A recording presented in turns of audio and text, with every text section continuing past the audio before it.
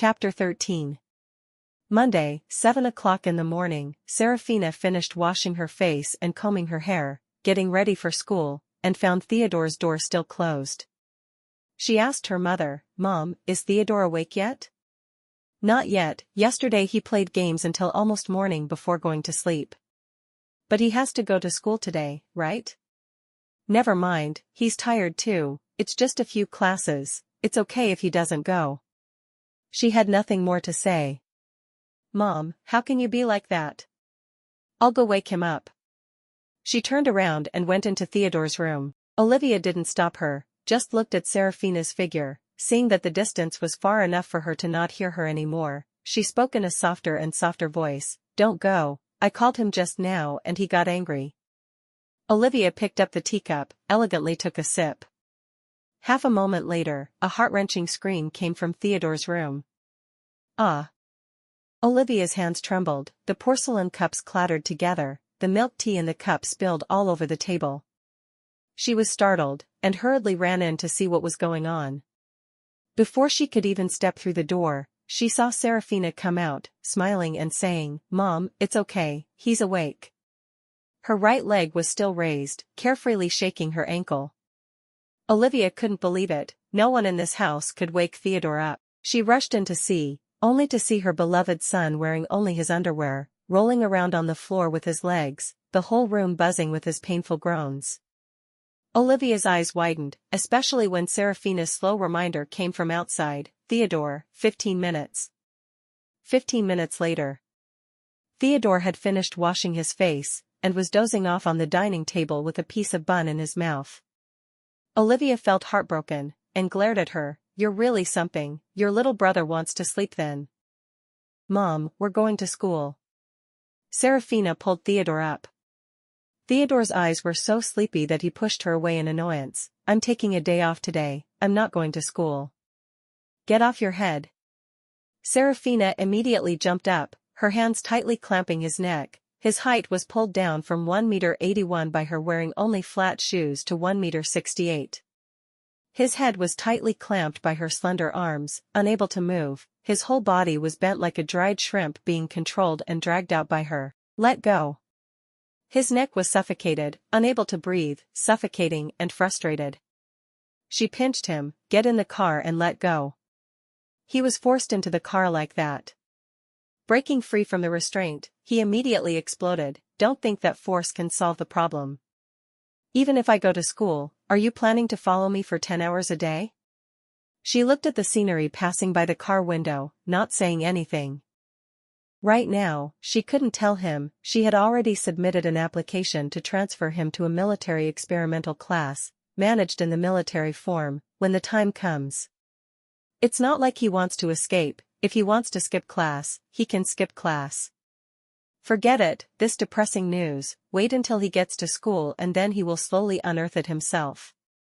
She secretly changed her attitude, gently coaxing, "Theodore, didn't we make an appointment at the parking lot last time? You have to study hard." He couldn't believe it, and looked down on her. "Do you think I'm as stupid as you? The betting deadline hasn't come yet, and you still haven't won." It seemed that he couldn't be considered to have the intelligence of a child. When he got to school, he slammed the door shut when he jumped out of the car. She saw that there were many people around, and then thought that she had put a spoke in his wheel, so she tried to suppress the urge to kick her younger brother down. Not only that, she also smiled flatteringly, "Have a good time at school." He was so shocked by her smile that he grabbed his bag and ran away as fast as lightning. She watched his youthful back, let out a sigh of relief, and turned around to enter her school. Her school and his were next to each other, the back gate was only separated by a small alley, and the libraries of the two schools were in the same place, divided into two areas, east and west. For this reason, the beauties of the Academy of Arts stayed in the library every day, all dressed up as if they were rehearsing in front of the camera. As for the girls who were reading books or looking at the boys from the neighboring school, no one knew. She passed by the news station and happened to see her name. The 3-day Secret Space achieved a box office revenue of over 200 million. Emma and Serafina of Beijing Academy created a fantasy movie myth about love. Serafina and Emma have worked together before, the movie Secret Space that premiered last weekend was written by Serafina. The movie is about a strange couple. When they crossed over, they had a close relationship as both rivals and lovers. After returning to reality, the two of them somehow ended up together. Serafina never expected that a science fiction movie about love would have such a reputation and high box office revenue. Even more so, she never expected that she could write such a touching and bittersweet work. However, in her previous life, the sudden issue of her identity made her forget about the screenwriting matter. She bought the newspaper. Her eyes suddenly stopped at another magazine. The cover was Two Sisters More Beautiful Than Flowers, Vivian and Lily, with the title, Two Daughters of the Ashford Family Hold Hands to Film a Tearful Love Movie, You in Heaven. She sneered, the media's ability to grasp information is really strong. Lily is also considered a daughter of the Ashford family? However, this title makes people feel like this is a lesbian movie.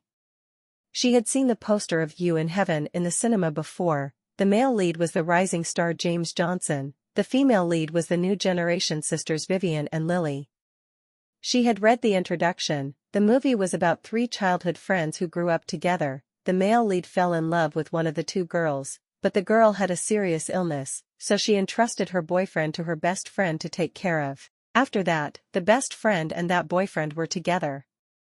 But the male lead felt sorry for his ex-girlfriend who was in heaven, but also loved his current girlfriend. As for the best friend, she loved this guy but missed her good friend. In the end, the male lead saw the Marguerite Daisy that his ex-girlfriend liked while passing by, ran to buy it, got into a car accident and died. Serafina really didn't have the strength to curse anymore, thinking to herself that she wanted to ask the screenwriter, what exactly did you want to express? She entered the classroom. The originally noisy room suddenly became quiet for a few seconds. Helen's group saw her and clearly became much more reserved. She turned away from the other students' jealous, dissatisfied, admiring, or friendly gazes. She found the first row to sit down.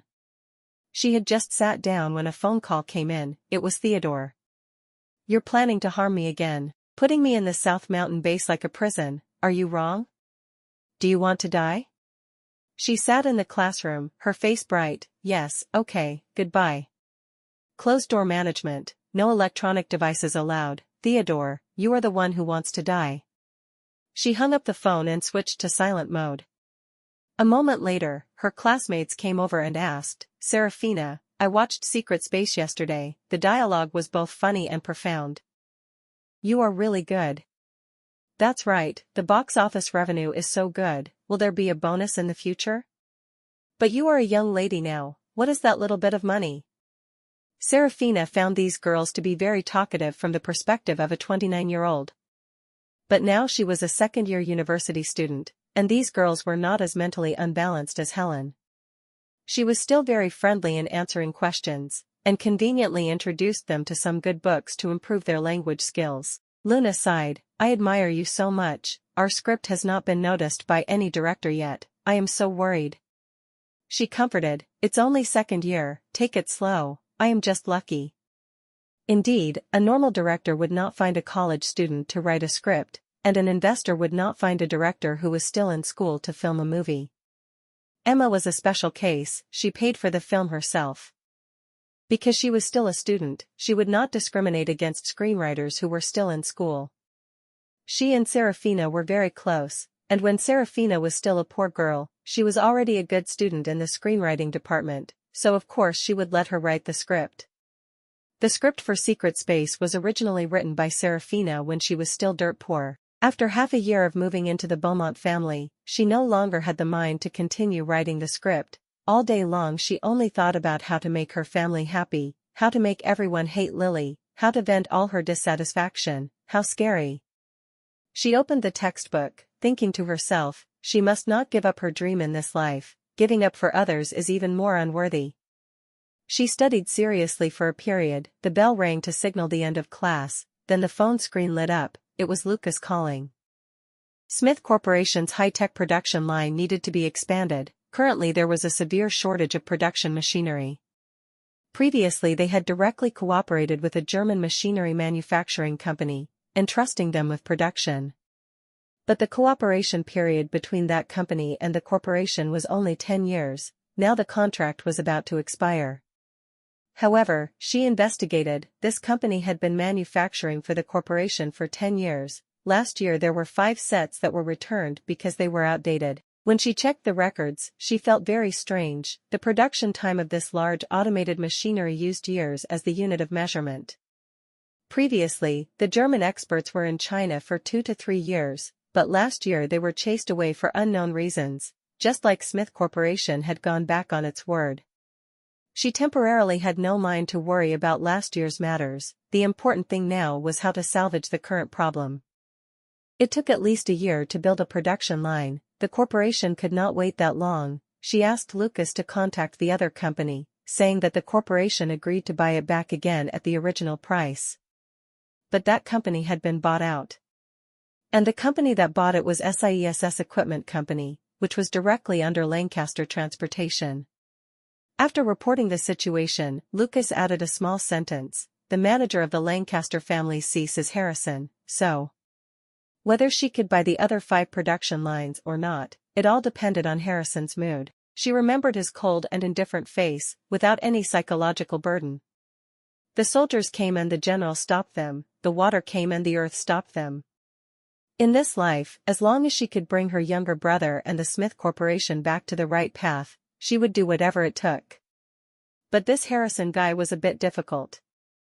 She originally intended to appeal to his interests. If he liked wine, she would dig up an old bottle. If he liked collecting cars, she would give him Theodore's precious car. If he liked beautiful women, she would pack up a few juniors and seniors from the performance department and give them to him. But Lucas said he couldn't find out what this person was interested in. She was in a panic. Then at least she had to find out where he often went so that she could surround and block his way, using emotions to make people understand, using reason to make people feel moved, but still there was no result. Lucas said, meeting him is harder than meeting Mr. Lancaster. She gave up, thinking of asking Emma. They were relatives, there must be a way to contact him. But before she could open her mouth, Emma asked her if she wanted to go horseback riding on Friday afternoon. She knew everyone there. It seemed like Emma wanted to help her integrate into this life faster, so she accepted. This horseback riding was organized by David. She thought she might meet Harrison, but after arriving at the racetrack, she was a bit surprised. What was Lily doing here?